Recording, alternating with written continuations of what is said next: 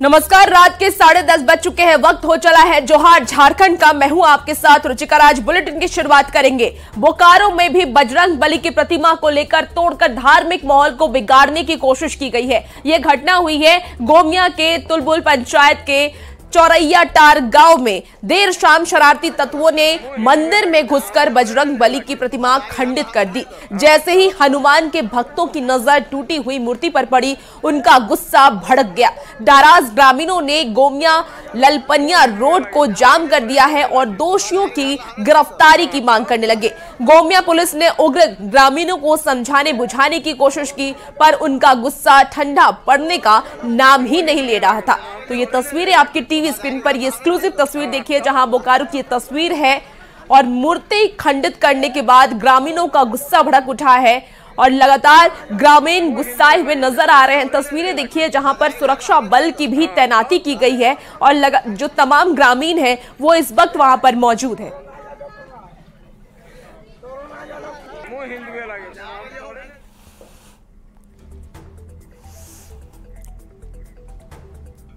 Jamtara police ने युवती से गैंगरेप करने वाले 4 दरिंदों को गिरफ्तार कर लिया है। एसपी अनिमेश नौथानी ने यह बताया है कि 6 मार्च को आरोपी लड़की को मामा के घर ले जाने के बहाने बाहर ले गए और इस घटना को अंजाम दिया। पीड़ित की शिकायत पर सभी 4 आरोपी पकड़े गए हैं। नाला थाना अंतर्गत दिनांक 9/3/2024 को एक नाबालिग बच्ची के साथ में सामूहिक दुष्कर्म की घटना की सूचना थाने को प्राप्त हुई। उस सूचना के सत्यापन में जो निशानदेही की गई, बच्ची का बयान लिया गया, उसमें 4 अभियुक्तों की हम लोगों ने गिरफ्तारी की है, जिनको न्यायिक हिरासत में भेजा गया है और पीड़िता का मेडिकल और बाकी अन्य साइंटिफिक एविडेंस हैं वो कलेक्ट किए जा रहे हैं।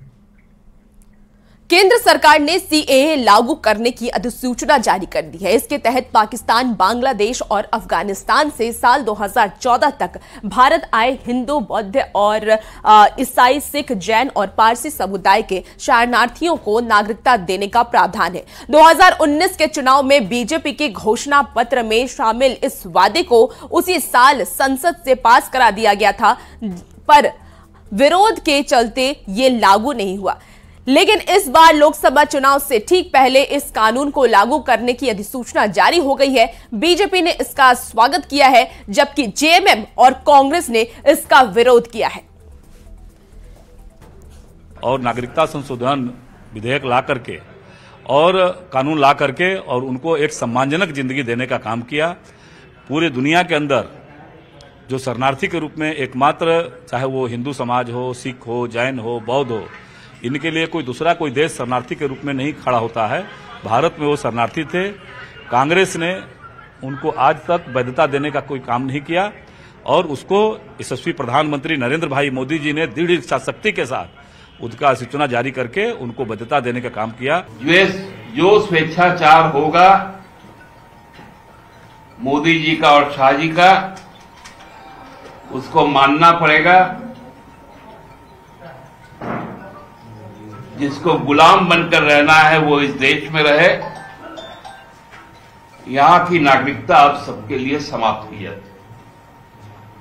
ये सीएए का नोटिफिकेशन उसी दिशा में एक कदम।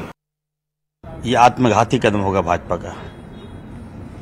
बीजेपी ने साफ कर दिया है कि बाबा भीमराव अंबेडकर का संविधान से ऊपर है बीजेपी।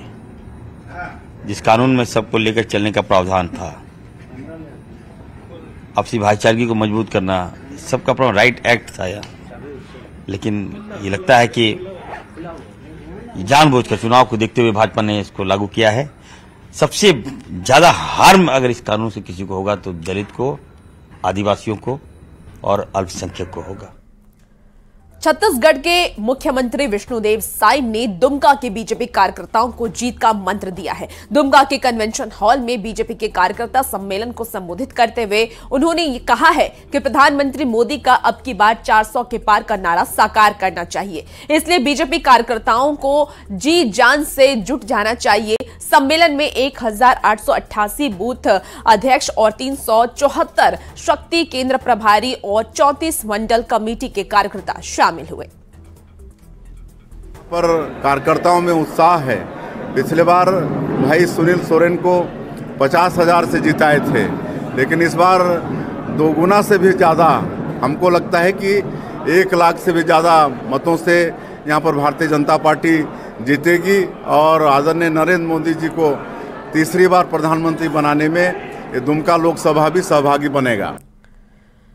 पलामू के बीजेपी सांसद वीडी राम तीसरी बार लोकसभा प्रत्याशी बनने के पहली बार गढ़वा पहुंचे हैं। इस मौके पर बीजेपी कार्यालय में आयोजित सम्मान समारोह में उनका जोरदार स्वागत किया गया। बीजेपी सांसद वीडी राम ने कोलकाता अमृतसर कॉरिडोर प्रोजेक्ट को गढ़वा में लाने का वादा किया है ताकि युवाओं का पलायन रोका जा सके।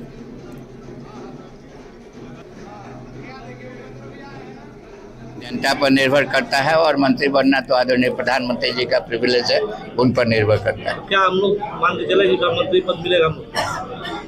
ये हेतु मजबूत की बात नहीं हम करते हैं, जो धरातल पर बात होती है उसी की बात करते हैं। गिरिडीह में गेल इंडिया लिमिटेड की ओर से सीएम एक्सीलेंस बालिका +2 स्कूल की 1200 छात्र को CSR फंड से साइकिल दी गई। ऐसे में छात्राओं के चेहरे पर खुशी दिख रही है। केंद्रीय राज्य मंत्री अन्नपूर्णा देवी ने कहा है कि साइकिल मिलने से छात्राओं का स्कूल आना अब आसान हो गया है। ऐसे पूरे लोकसभा में लगभग 1200 के लगभग साइकिल का वितरण वैसे बच्चियों को जिनको सरकार के द्वारा नहीं मिल पाया, चिन्हित करके उन बच्चियों को क्लास 9th की जो बच्चियां हैं उन्हें दिया गया CSR के माध्यम से। क्योंकि बच्चियां देश के भविष्य हैं और निश्चित रूप से लोगों को आने में भी दिक्कत होती थी। कहीं ना कहीं जो दूरस्थ क्षेत्र की बच्चियां हैं, साइकिल नहीं मिलने के वजह से उन्हें या तो पैदल आना पड़ता था या तो फिर किसी का सहारा लेना पड़ता था। लोकसभा चुनाव से पहले कई कांग्रेस कार्यकर्ताओं ने बीजेपी का दामन थाम लिया है। रांची के समाज सेवी सूरजभान सिंह, खूंटी के कांग्रेस नेता दिलीप केशरी और देवघर के पूर्व पार्षद सदस्य चिरंजीव कुमार ने सैकड़ों समर्थकों के साथ बीजेपी की सदस्यता ली। बीजेपी के प्रदेश अध्यक्ष बाबूलाल मरांडी ने इन सभी का स्वागत किया है।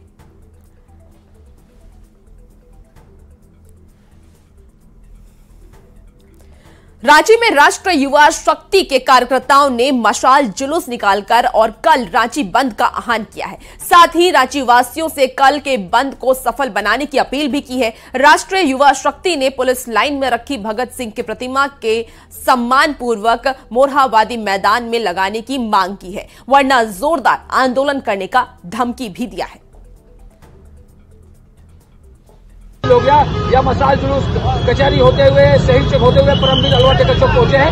हमारा जो मांग है, कल रांची बंद रहेगा। शहीद आजम सरदार भगत सिंह की प्रतिमा को सम्मान पूर्वक स्थान दिलाने के लिए कल रांची हम लोग एक टाइम का बंद बुलाए हैं।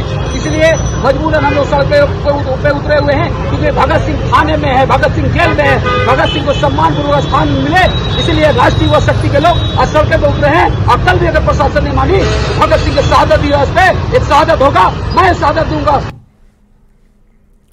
और खबरों में आगे बढ़ेंगे। पलामू से खबर है, जहां पलामू पुलिस ने युवती की हत्या का खुलासा करते हुए हत्या के आरोप में पिता और भाई समेत 6 आरोपी को गिरफ्तार कर लिया है। हॉरर किलिंग की ये सनसनीखेज वारदात हुई थी चैनपुर में, जहां 8 मार्च को सतुलवाला के पास सेवरी नदी से युवती का शव मिला था, जबकि 4 दिन पहले 4 मार्च को ही युवती का मर्डर कर दिया गया था। पिता और भाई को युवती के प्रेम प्रसंग का शक था और इसी शक में दोनों ने 6 अन्य आरोपी के साथ मिलकर उसकी हत्या कर दी और शव को नदी के पास दफन कर दिया।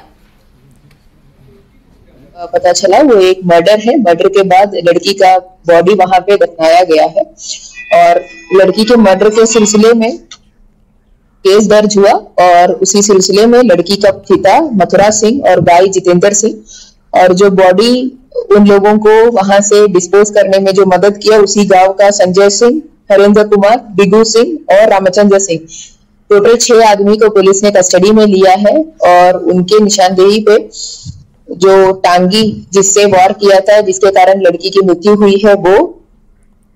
धनबाद कोयलांचल से गुजरात पुलिस ने कफ सिरफ के 26,000 बोतल जब्त की है। गुजरात में पकड़े गए ट्रक ड्राइवर की निशानदेही पर गुजरात पुलिस ने धनबाद पुलिस से संपर्क किया। साथ ही भेलाटाड़ में ट्रीटमेंट प्लांट के पास बने गोदाम में छापेमारी की।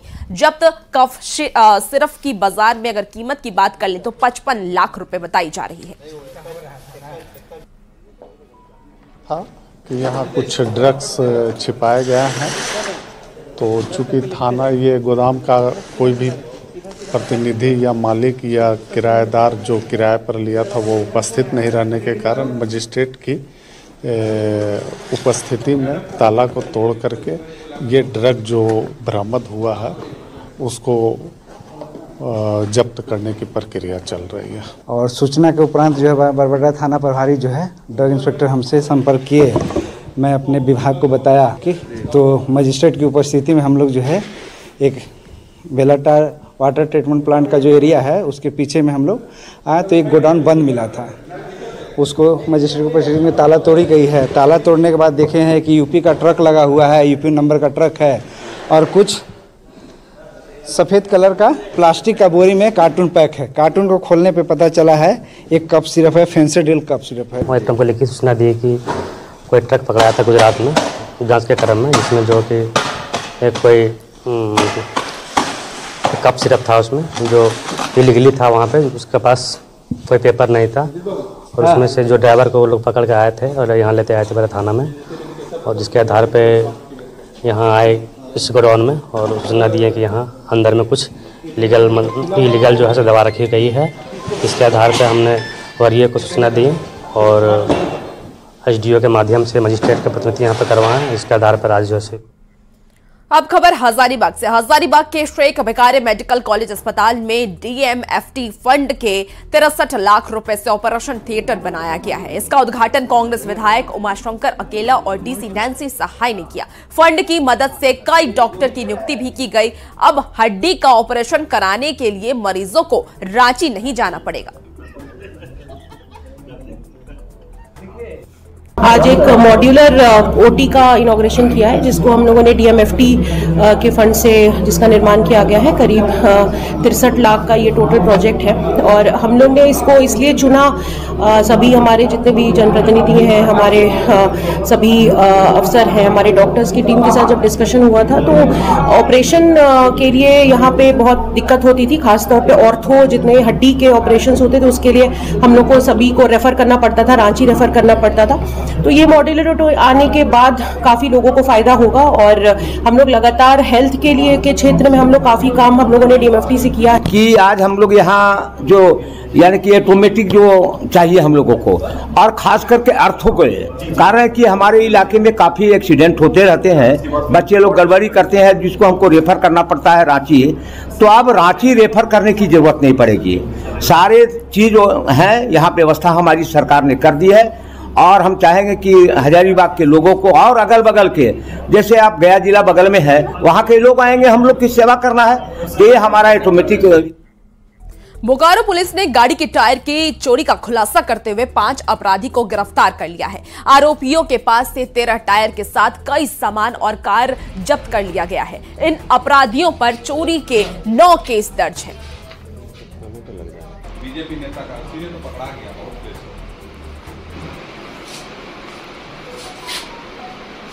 अभी तक टायरों में लगाया। और दिल्ली से इस वक्त की बड़ी खबर सामने आ रही है। बीजेपी कल जारी कर सकती है दूसरी लिस्ट। तो सूत्रों के हवाले से इस वक्त की बड़ी खबर, कल नामों की घोषणा कर सकती है बीजेपी। तो इस वक्त की बड़ी खबर दिल्ली से बता रहे हैं, जहां बीजेपी कल जारी कर सकती है दूसरी लिस्ट। लोकसभा चुनाव से पहले इस वक्त की बड़ी खबर बता रहे हैं, कल नामों की घोषणा कर सकती है बीजेपी। तो दिल्ली से इस वक्त की बड़ी खबर बता रहे हैं, बीजेपी कल जारी कर सकती है दूसरी लिस्ट। और ज्यादा जानकारी के लिए हमारे साथ फोन लाइन पर अमितेश जुड़ चुके हैं। अमितेश, क्या कुछ अपडेट है फिलहाल, पूरी जानकारी दीजिए।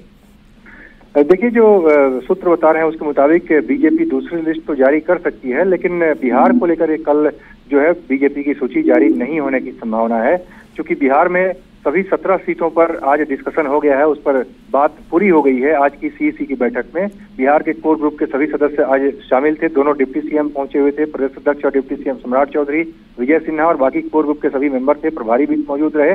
बिहार की जो बीजेपी कोटे की और जो सिटिंग 17 सीटें हैं बीजेपी की पिछली बार 2019 में, उन सभी नामों पर मंथन हो गया है। इस बार 2024 में क्या होने वाला है, सब कुछ डिस्कशन हो गया। लेकिन चूंकि बिहार में भी अलायंस को लेकर के कुछ भी घोषणा नहीं हुई है, अलायंस को लेकर के बातचीत जारी है। चिराग पासवान, पशुपति पारस, जीतन राम मांझी, उपेंद्र कुशवाहा और मुकेश सहनी से बात चल रही है।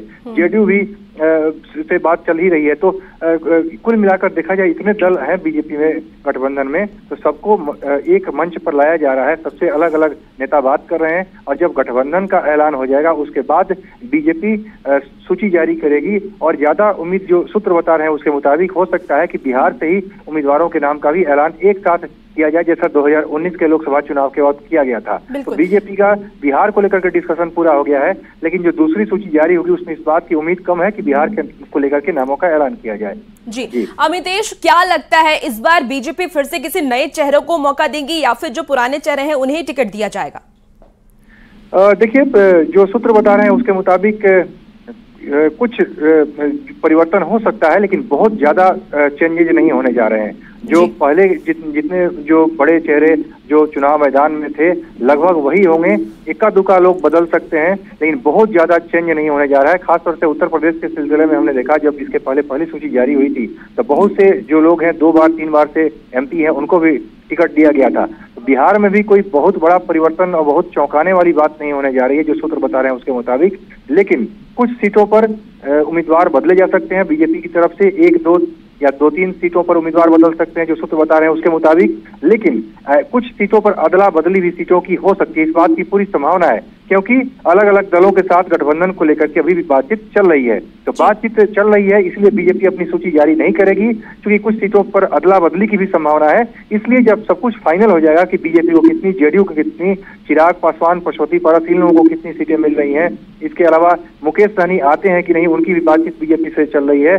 तो जीतन राम मांझी, उपेंद्र कुशवाहा भी हैं। सबको कौन कौन सी सीट मिलती है, कौन कौन सीटों की अदला बदली होती है, उसके बाद एक साथ इस बात की पूरी संभावना है कि बीजेपी और बाकी सहयोगी दल एक साथ उम्मीदवारों के नाम का ऐलान करें। और जो गठबंधन का जहां तक सवाल है, हो सकता है दिल्ली में ना होकर के बिहार में, पटना में भी जाकर के वहां पर गठबंधन का ऐलान किया जाए, एक मंच पर सभी लोग साथ आए। जी अमितेश, चिराग पासवान को लेकर क्या कुछ जानकारी मिल पा रही है? क्योंकि चिराग पासवान लगातार दावा कर रहे हैं कि वो हाजीपुर से ही चुनाव लड़ेंगे, और पशुपति पारस की अगर हम बात कर ले तो समस्तीपुर से कयास लगाया जा रहा है उनके टिकट देने की। क्या कुछ जानकारी मिल पा रही है इन दोनों को लेकर?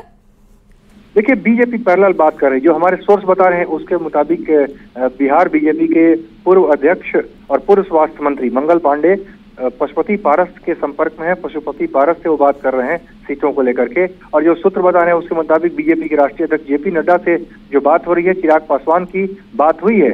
जो कुछ दिन पहले चिराग पासवान ने जाकर उनसे बात की थी, अपनी मांग रखी थी, अपनी बात रखी थी, लेकिन इसको लेकर के अभी चर्चा जारी है। कुछ भी फाइनल नतीजा नहीं आया है, सब कुछ फाइनल नहीं हुआ है।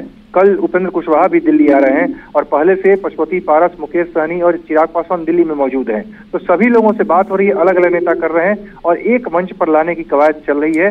जैसे ही सब कुछ फाइनल हो जाएगा, डील फाइनल हो जाएगी, समझौता हो जाएगा, उसके बाद एक साथ सबका ऐलान किया जाएगा। जी बहुत शुक्रिया अमितेश तमाम जानकारी के लिए।